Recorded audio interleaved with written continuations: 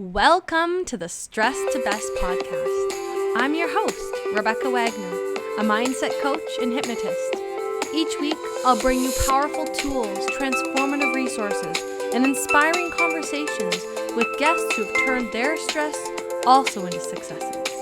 Together, we'll dive deep into overcoming anxiety, building confidence, and creating a life of joy and fulfillment. Whether you're feeling stuck or you're ready for a change, then this podcast is for you. So let's get started on your journey from stressed to best. Welcome back to another episode of the Stress to Best podcast. Today I have another amazing guest with you. My friend Dale he's the metaphor of movements coach, and we'll get all into what that is in a little bit. He helps people explore metaphors, stories, and symbols that shape and sometimes limit our lives. He has more than 12 years experience of developing in all different kinds of things from hypnosis to NLP to IEMT and provocative change work. He brings a very relaxed style to his sessions. He is passionate about helping clients. He helps them shift their perspective, discover new possibilities, and it's all done through metaphors, storytelling, and the meaning of conversation. And it's going to be such a great conversation, and I can't wait for you to meet him. So let's meet him now. Welcome, Dale. Hello, welcome, Rebecca. Great to be here. Thank you for inviting me on. Thank you for having, I was going to say thank you for having me, but this is my podcast today. Thank you for being here.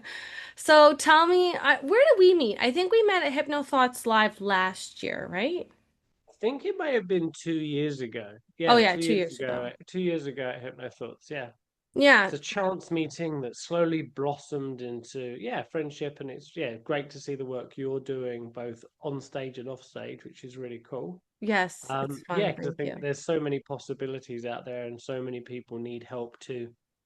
It's interesting, the idea of stress, right? And if we Hmm. think of de-stress, the interesting thoughts that conjures up from the being stressed, the de-stressing of things, but being in de-stress, it's just an interesting place. So I'm really happy to be here on the podcast. Yeah, it's so very true. So tell us a little bit about who you are and how you got into this. Cool. So I originally started in the corporate sphere. I mean, I always wanted to be like, so when I was younger, what do you want to be when you grow up? I wanted to be a psychiatrist because I really like the whole human mind psychology. My parents always used to joke, stop psychoanalyzing people, Dale. And my mum always swore, you're never going to study hypnosis because she clearly had certain ideas and perspectives around it. Right. Um, but maybe I was just a bit of a rebel. So I wanted to be a psychiatrist, but to do that to be a doctor. And to be honest, I wasn't the best academic. I've always been more of a doer than a studier. Okay, So yeah. when I've done like hypnosis, NLP, like I don't care about the theory so much. Just let's do it. Let's get our hands dirty. Let's try it and Yes. ultimately see what works. So I actually ended up studying languages at university. I did German and Spanish, traveled around, and as I say, not the best academic. So I basically was desperate looking for jobs. I ended up selling sun cream on a German tourist resort in the Canary Islands for about a year, which was quirky. Um, and then I'm like, as much as this is lovely, I'm enjoying the sun, loving the tan. I can't do this for the rest of my life. Yeah. So I ended up getting into recruitment. I moved to the Czech Republic where I lived there for 6 years, and I got into a learning and development function. So teaching people ultimately sales. But for me, I started to get frustrated because I mean, have you ever had the thing where you try and tell somebody something, or you try and get them to do something, you try and teach them, you try and work with them if you're doing client work, and it just doesn't work. Yeah. And like, why did that not work? And I started to use things like Myers-Briggs, for those of you who know personality profiling, not to label the person as you are an ENFP and INFJ, not that kind of stuff, but looking at the dichotomies of their personality Hmm. and looking at, okay, if this is the sort of person they generally are, how can I tailor my approach to create impact? And that massively improved my results, the acquisition of training, the success of the people, but it wasn't good enough. It wasn't reliable enough. So Right. I ended up studying neurolinguistic programming. I studied with John Grinder, Richard Bandler, so the co-creators, and I did a lot of work within that sphere. and yeah, really started to see how by us taking responsibility of how we communicate to others, we can actually impact the whole dynamic. I had Mhm. a colleague of mine who's like, I've told him 12 times, he's just not doing it. Have you ever had that? Oh, I've told my wife, I've told my husband 1,000 times and they're not doing it. Yep. Well, as a consideration, how could you explain it, tell them, present the information in a different way so they can fully get it?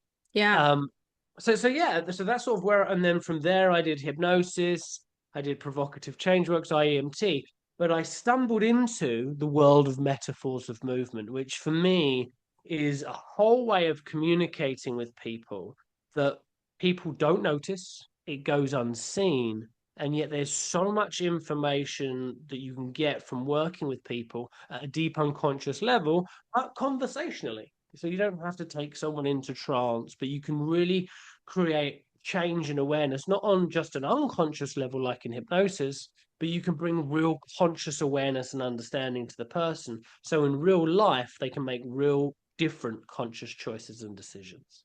I love that. I love that because everything is a metaphor always already.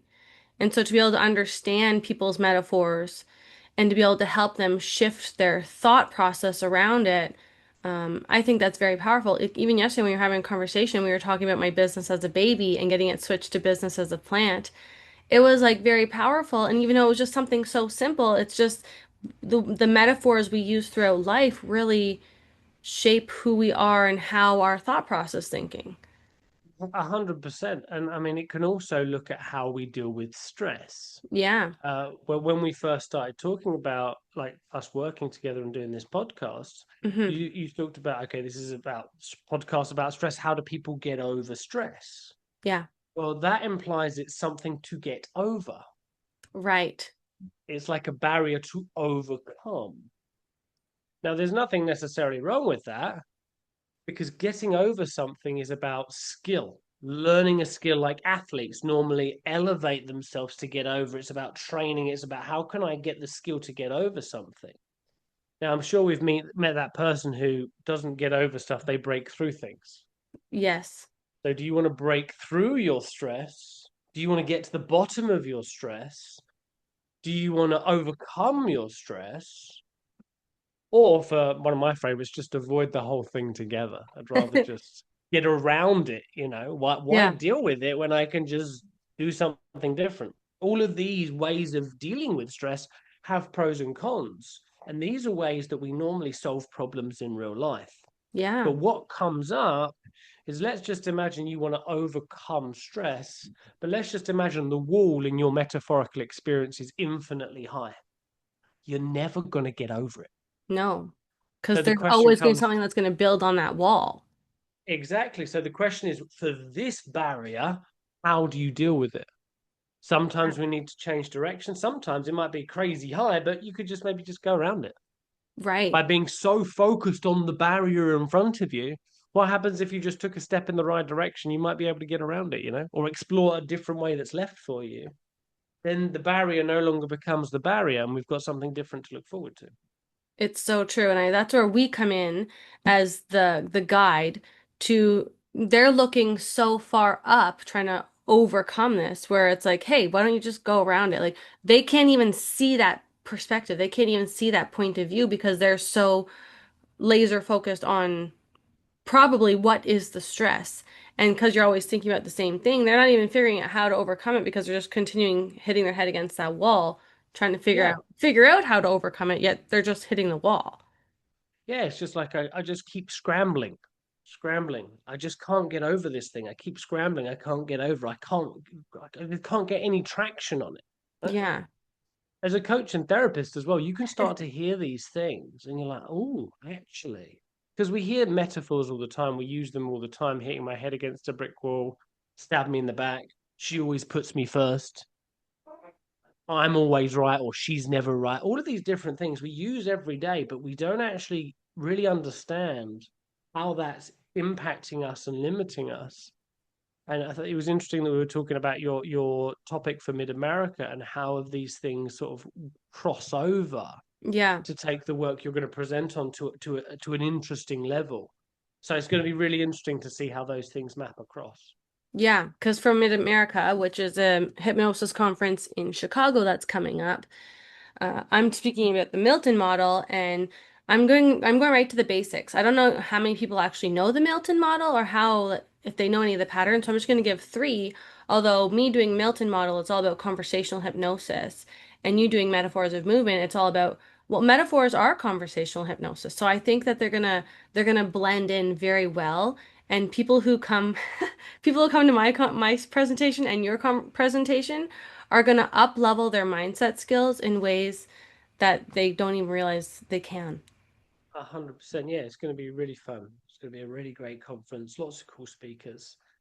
Um, and yeah, I think it's really interesting how these sort of models of thinking and the Milton model specifically, I mean, it's a really great way of working, at least from my experience, one with individuals and, for example, conversational hypnosis. Yeah. But when I learned NLP and learned the Milton model, it massively increased the acquisition of the trainings that I delivered because it allowed me to connect with people on multiple levels at once. There's a skill in being able to tailor your approach to an individual. Hmm. But then on the flip side of that, how can you broaden your approach to connect with as many people as possible? And the Yeah, Milton model does that in a really beautiful way. exactly. Because we're going high enough to get agreement from a larger chunk of people than being like very specific, say like the meta model, right? 100%. Yeah, so it's going to be really exciting times ahead.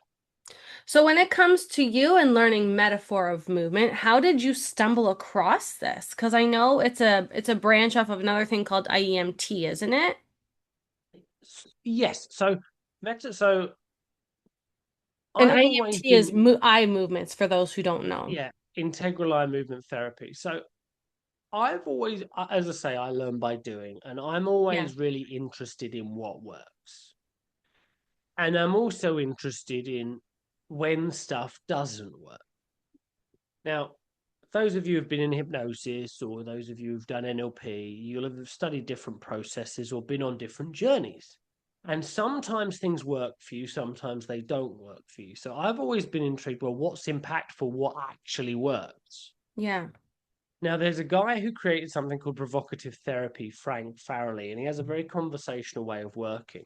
And there's a gentleman called Nick Kemp who expanded his work into something called provocative change works, which is a conversational way of working which provokes the person to think, speak, and think and act in different ways. And it's a very outside the box way of working.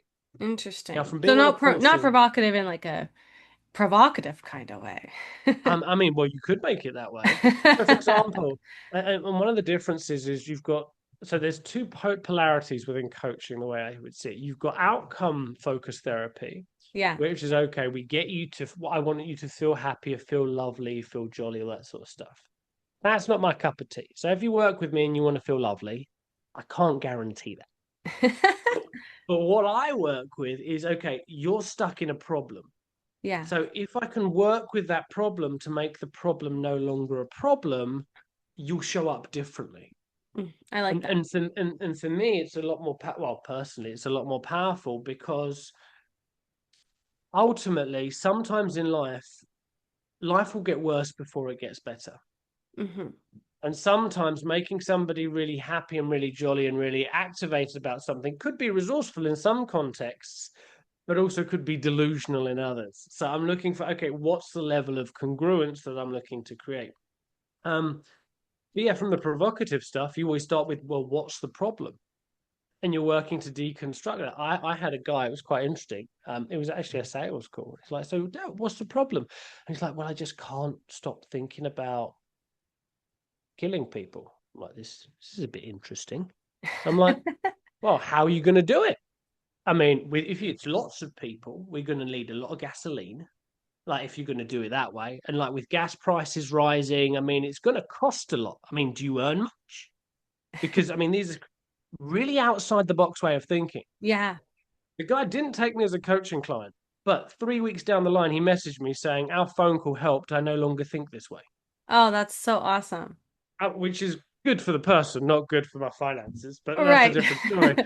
But this is the thing. It's working with the problem and shaping that up. And I've always been interested about metaphors. And you hear about it on NLP trainings, hypnosis trainings, but it always seems really abstract and obscure and always seems difficult.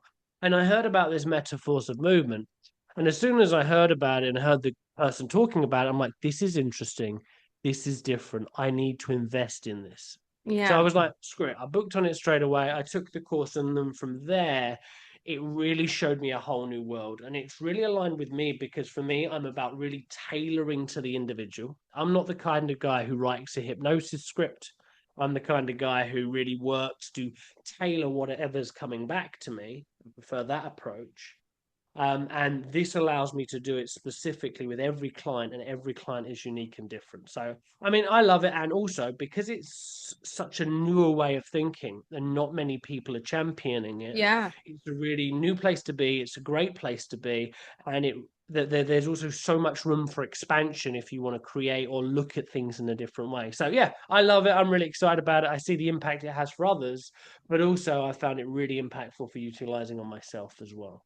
So is this a tool that you can use on yourself? Yeah, 100%. I mean, I've always struggled to self-reflect. I Okay. think there are two different types of people in therapy, or with it working within the therapeutic sphere. There are people who've been really great at working on themselves, and then they decide to work with other people. And then there are people who are really great at working with other people, and then they're like, oh, I need to work on myself a little bit. Yeah. And I mean, don't get me wrong, I did a few hypnotic processes on myself. I did a few NLP things on myself. So I did a little bit of work.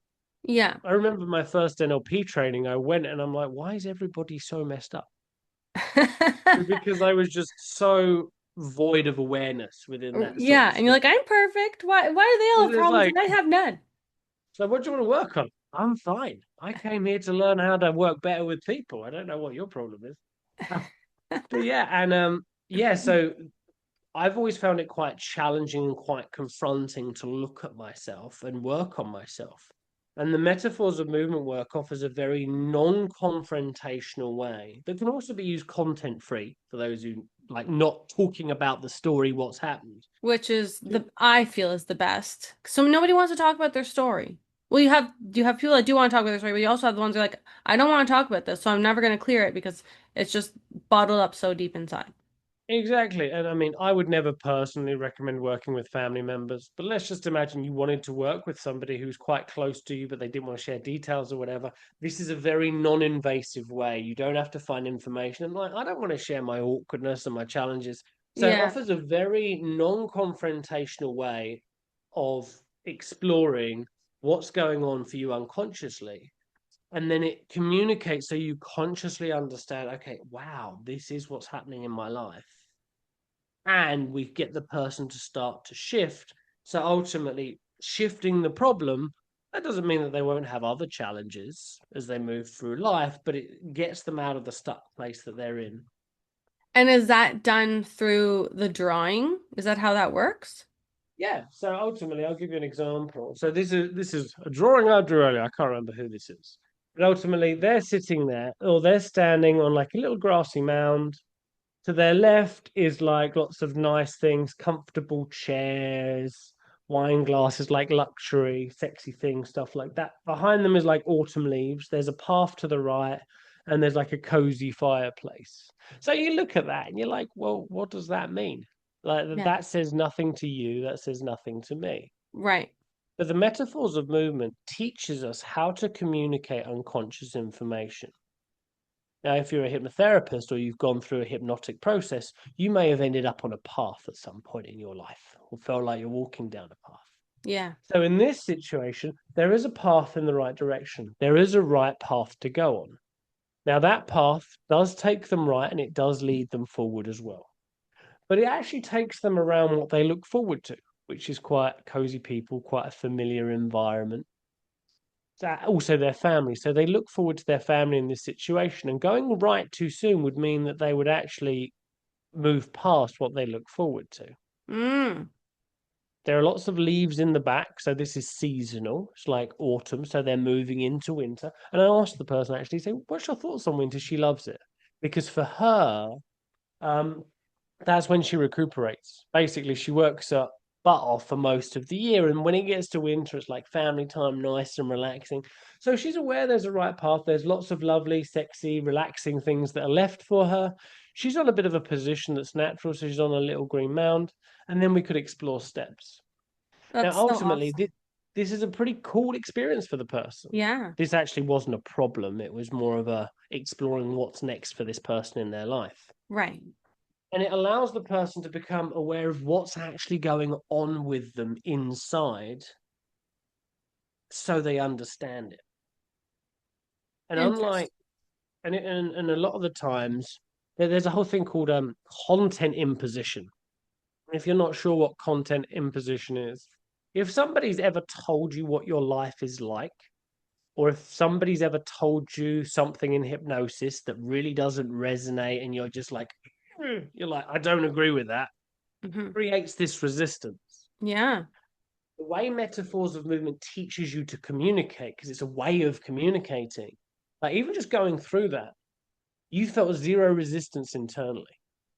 Now, there's people they look forward to, it's their family in front and there's a fire. Now, if I said, well, what you look forward to is cold, even if I suggest that to you, there's a visceral, no, it's not. There's an argument to it. Right. Right. So it informs how the person is experiencing things unconsciously. And if you're a hypnotherapist, if this was to come up, let's say, when you're on a journey, you don't just have an insight as to their internal experience, you can also help them know what's stressful, what's not stressful. If someone's locked in a box and they see no way out, it could be quite stressful. If somebody is carrying a burden that gets heavier and heavier, that could be quite stressful. There's a Yeah. whole host of ways we can look at these things. So here's a consideration. Consider, okay, well, what is stress like for you? How does it show up? Because for some people, as you say, get over it could be a barrier in front of them. But for other people, it could be something very, very different. I think that's a really good question for the listeners to really reflect on is what is stress really like for you and how does it show up? And my background also is a massage therapist, and so from the body perspective, I see it all the time. And it's all very universal. If people have pain in their low back, very often it has to do with financials. It may mean that you um, have a lot of money, you have no money, you're just always stressed about money, so it shows up in your back. Or like the Mm. one where you're carrying, like you said, you're carrying that burden. It literally, energy has weight to it, so it shows up in your shoulders as a physical pain, where it may not actually be a physical pain. That's just what our body is perceiving it as because this you have this boulder, literally, figuratively, metaphorically, on your back. And this is what's interesting. So if we were to look at that, so like carrying a boulder or carrying a weight within the metaphors work represents responsibility. It's also a burden. Yeah. Now let's think about this. If I'm carrying a rock and I go to a massage therapist, this is not slagging off massage therapists, by the way. I do my massage, I get all my knots out, I feel fresh, I feel revitalized. When you leave, you're still carrying that rock. Yes. So ultimately, that there is a place for relieving symptoms. 100% down for that. That Yeah. there's a time and a place. And there's okay, well, ultimately you're carrying this weight. Well, why are you carrying it? Where are you taking it? Where are you going with this thing? What are you doing with it? Like you've got it, but where are you taking it to? Where are you going with it? You can think about where ultimately are you taking this thing, because all burdens in metaphor, all weights are a responsibility. We're taking responsibility. But not all of our responsibilities in life are burdens. I know you have children, I have a stepson.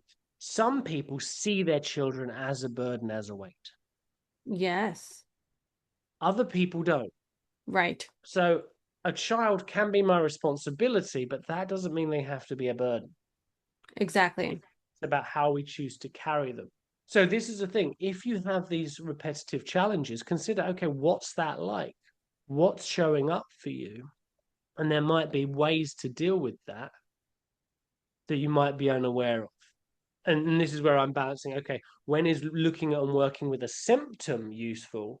And when is it working at the broader whole of system? Oh, I love that. I love that because yeah, with the physical body, it's going to feel good for a moment because they've forgotten or they've pushed their worries away for that time. But I love that question of where are you taking it? Where are you going with this stress? Why are you still carrying it? It's like, why not look at it or not focus on it, but understand why you have it and release it so that you no longer have to have that extra weight, that burden, that responsibility on your back in that way. Well, this is the challenge, you see. Because if Yeah. I'm carrying a rock that represents responsibility, if you tell me to put it down, or why are you carrying it, you're going to justify all the reasons why it's important for you to carry it. Because to put it Yes. down would be irresponsible. Yeah. It's so, so true. Like, okay, I just thought of it like in my purse. I have some random, okay, right now I have my son's the sleep mask in my purse. Why I have it in there, I don't know, but I just feel like I need it because he might need it for something. So it's like I'm carrying around this random sleep mask in my purse for no reason. And it's the same kind of thing. It's like, why are you carrying that? Why do you need to still hold on to it when Yeah, and you'll be like, well, why don't you just get rid of it? But what if he needs it? It would what be, if he needs it? I would be a bad mother if I didn't have that. It's not much. I can carry it. I've got no issue with it. Why Yeah, get rid of it when I could be a bad mother by not having it if he needs it? it's so true. And I think that's how a lot of, I'm gonna say moms, it's just this unconscious program is that if I don't have this and they need it, then I'm a bad mom. If they don't Hmm. have this, if I don't have this and they need it, then that's on me. And Yeah, this is what can cause more stress to those people because it's unnecessary in that way because we can do different things and still be a good mom. We can do different things and still be a good person. 100%. And the other thing to consider, if mummy always has the solution, the antidote, the eye mask, what does that teach the child? Now, obviously, depending on age of child, responsibility of child, all Yes, that. So take that in exactly. Yeah. context. But if mummy's always got the thing that child needs, child doesn't need to be resourceful. Yeah. Child doesn't need to deal with those things. So this is the other thing, and I mean, don't get me wrong, not a guru on parenting advice, so don't quote me. But a consideration is, okay, how can I start to get my child to take responsibility or do these different things for themselves, or be aware, or be able to sleep without an eye mask, those kind of things. Because I mean, did you have an eye mask when you grew up, Rebecca? No. Did you turn out okay? I think so. I mean, who knows, right? But it's a really nice to have, but then it is also a luxury, and these are things to consider.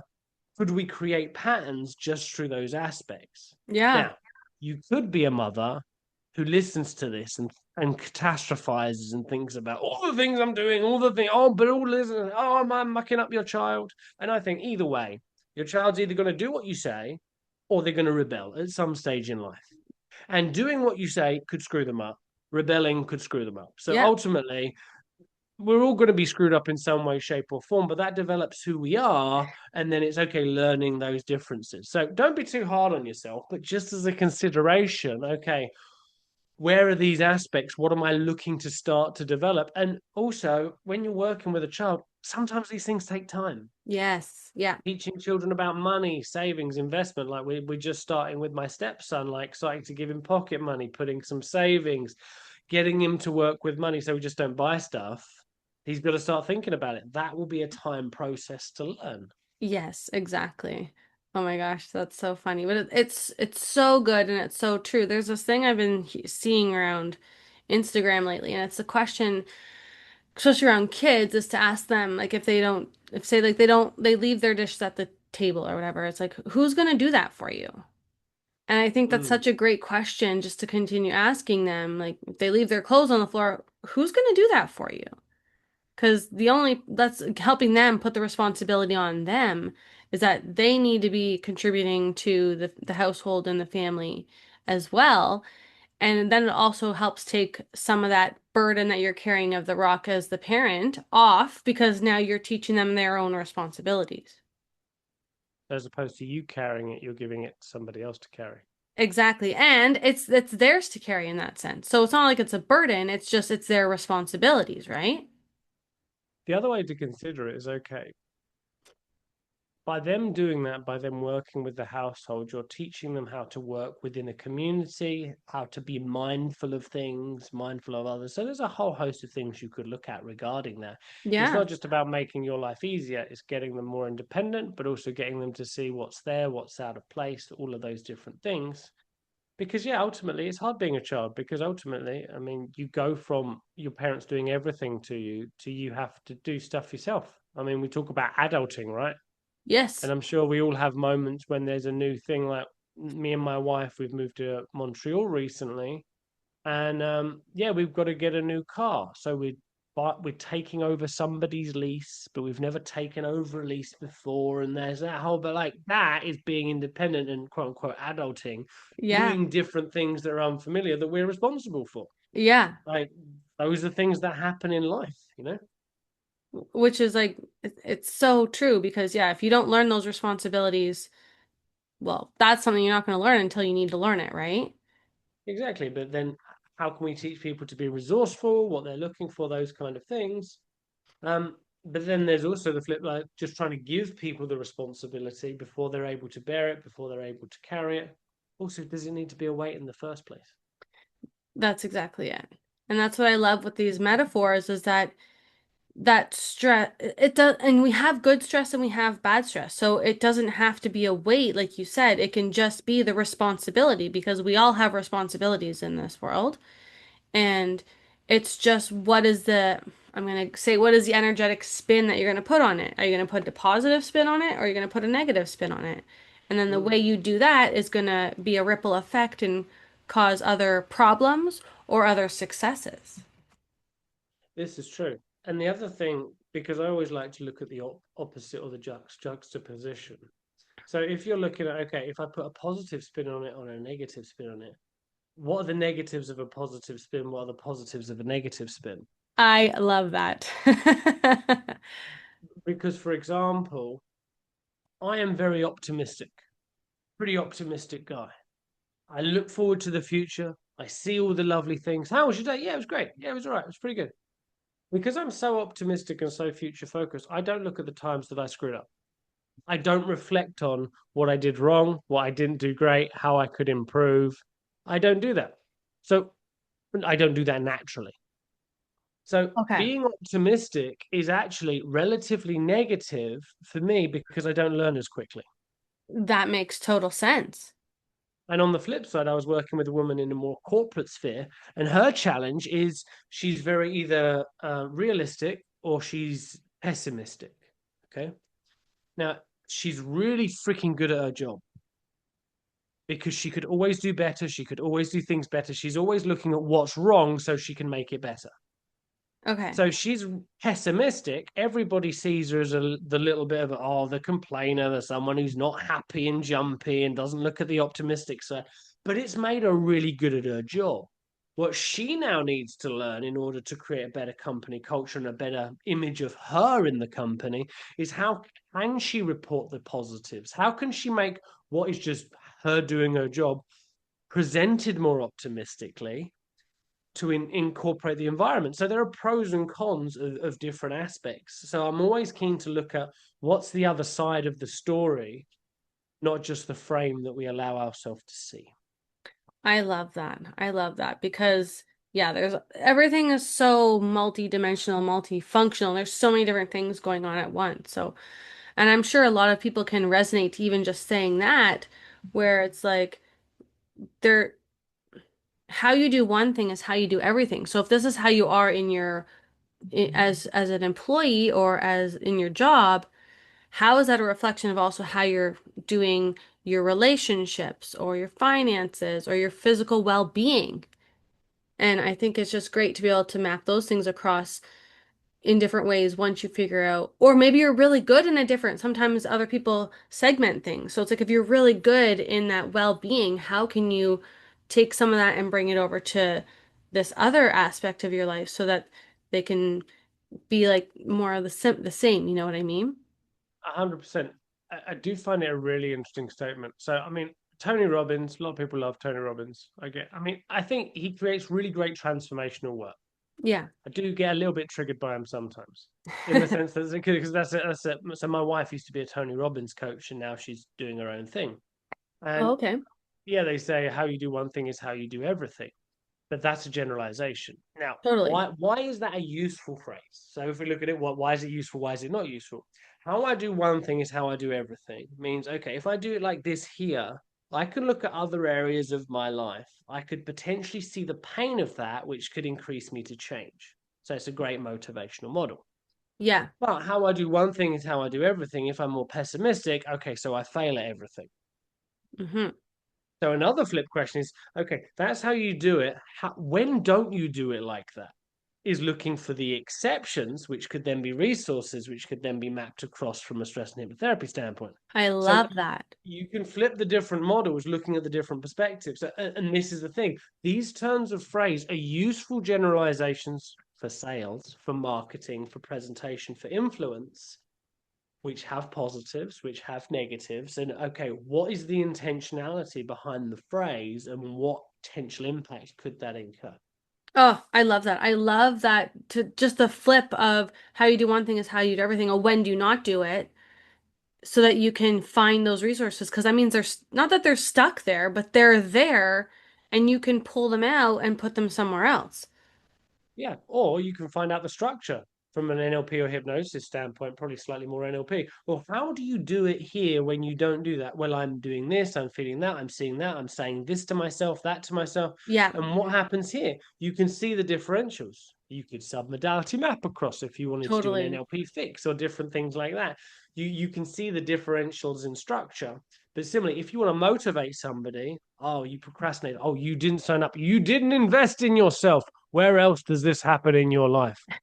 Oh, so Yeah. that's telling you you don't invest in yourself. Well, what would happen if you did? How would that be different? I suppose it would be different because they've generalized and made it more painful, Yeah. which is great for sales. So, but anyway, pros and cons depending on context. Oh, I love all of this. And I love how you've really taken metaphors and brought them to a whole different meaning. And just like how easy it comes. Like it just comes so easy for you now, because obviously you've been doing it for so long that you probably can just talk to somebody in the grocery store and you know exactly what they're thinking because of whatever comes out of their mouth. I mean, well, what I love about it is because this is so inherent in language, and it's uh, my brain is constantly going with this stuff. Now, I believe the it. way I communicate it sounds pretty impressive for some people. Practice, literally practice, practice, practice. I've practiced a lot, and Oh yeah. it is a skill that is learnable, but it takes practice. I've learnt languages. It's not as hard as learning a language.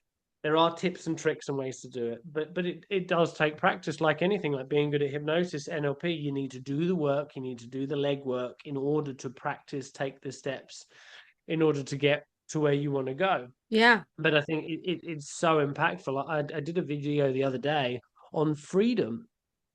Who wants freedom? Well, everyone wants freedom, right?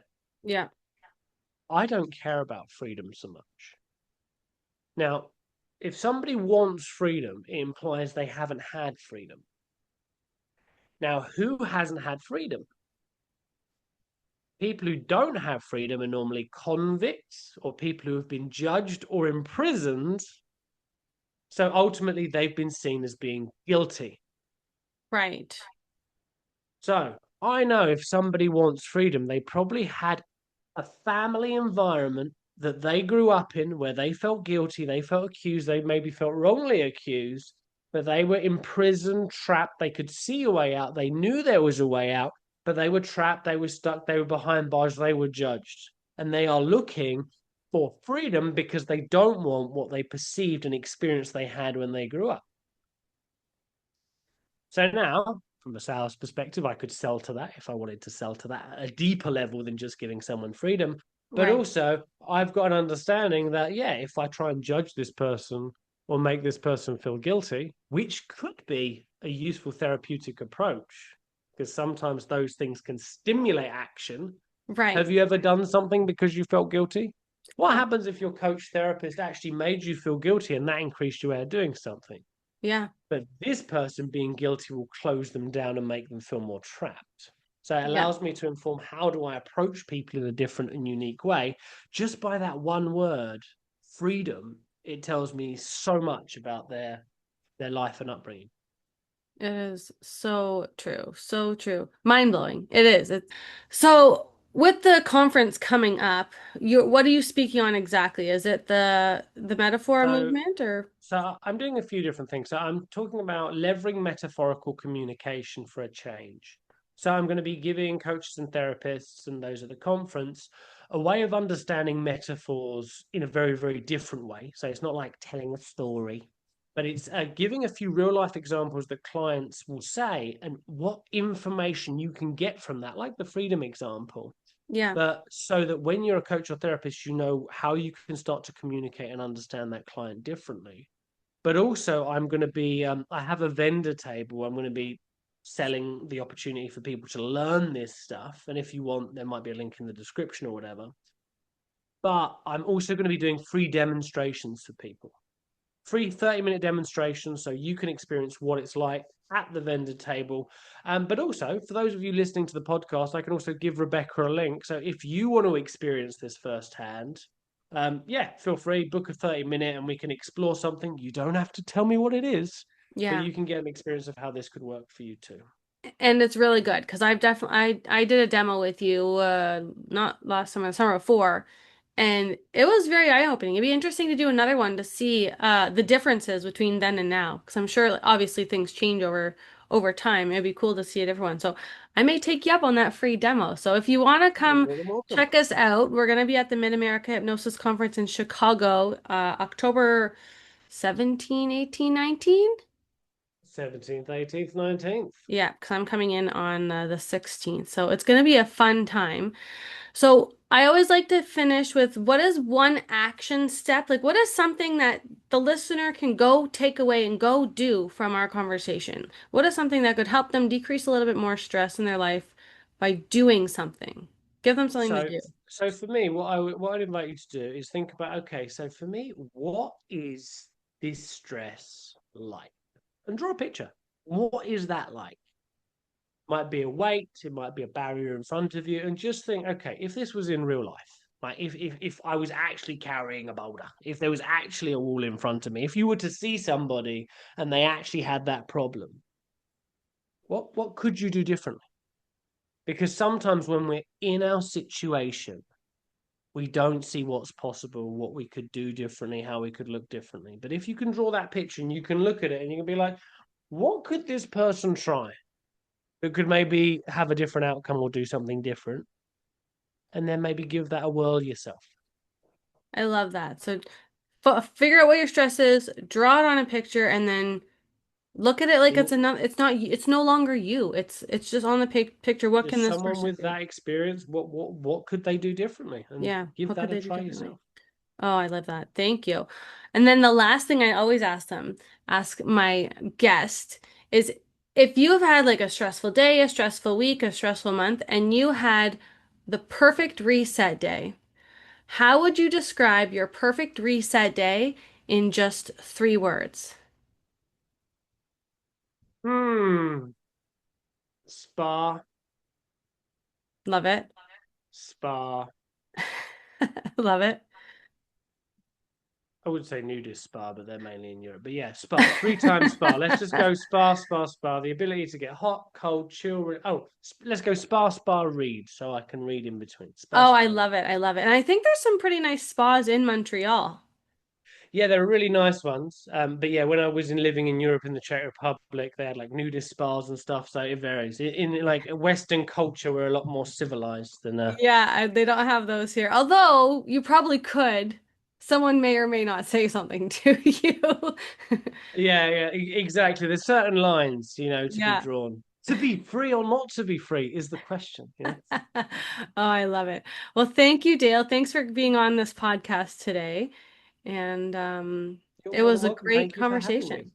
And You're we will welcome. talk and we will see each other in Chicago. And for the listener, thanks for listening. Go do what you got to do and be the best person that you can be. Thanks again.